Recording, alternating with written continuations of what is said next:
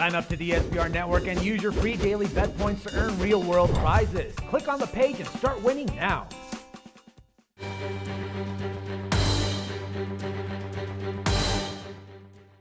Welcome to SBRforum.com. In this video, we're taking a look at the Minnesota Wild and Chicago Blackhawks series. Now, you take a look at the lines here, and the Blackhawks are a big favorite. And that's pretty obvious because the Blackhawks are the reigning, defending Stanley Cup champions, and the Minnesota Wild essentially squeaked by the Colorado Avalanche in the first round. In other words, the Wild were one of the weaker of the 16 playoff teams coming into the postseason.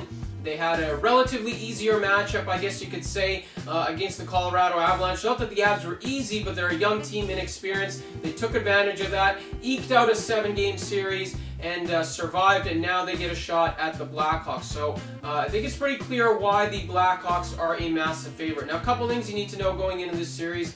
Wild have a slew of injuries between the pipes. Now, they've survived a lot of these injuries, but it's still worth noting that they don't have their best players in net. You know, Josh Harding started the year looking like a Vezina Trophy candidate. He's out. Nicholas Backstrom was their savvy veteran. He's been the steady man for so many years. He's out, and he hasn't even played that well this year. Ilya Bryzgalov played fantastic for the Wild down the stretch of the regular season.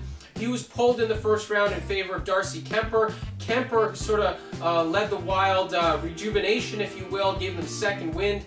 They came back in that series. And then, of course, Kemper got hurt in the last game, and Bryzgalov had to save the day in Game 7. So Wild are not playing with a full deck of cards here, and now they have to go to Chicago, and really, they're really going to have a tough time winning this series. Now, these two teams met in the first round of the playoffs last year. The Blackhawks took care of business in 5 games. Ironically enough, the Wild had goaltending issues. That's pretty much when they started for them, was the first round of the playoffs last year. I think we're going to see a similar result. Maybe the Wild get to 6 games here, but look, Wild took advantage of an inexperienced Colorado team in the first round. You know, the Avs could not win on the road. You know, the Blackhawks can definitely win on the road. The Avs could not score on the road. They couldn't win on the road.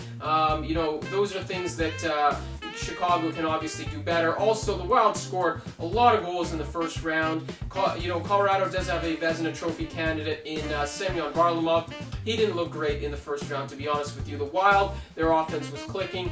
I think Chicago is actually going to be an upgrade in defense and goaltending as well. So you got the Wild, who are going to have a stiffer test, a stiffer opponent than what they saw in the first round. And as for the Blackhawks, I think it gets easier for them. I mean, they played the St. Louis Blues, probably the best defense, probably the best goaltending of any team in the league.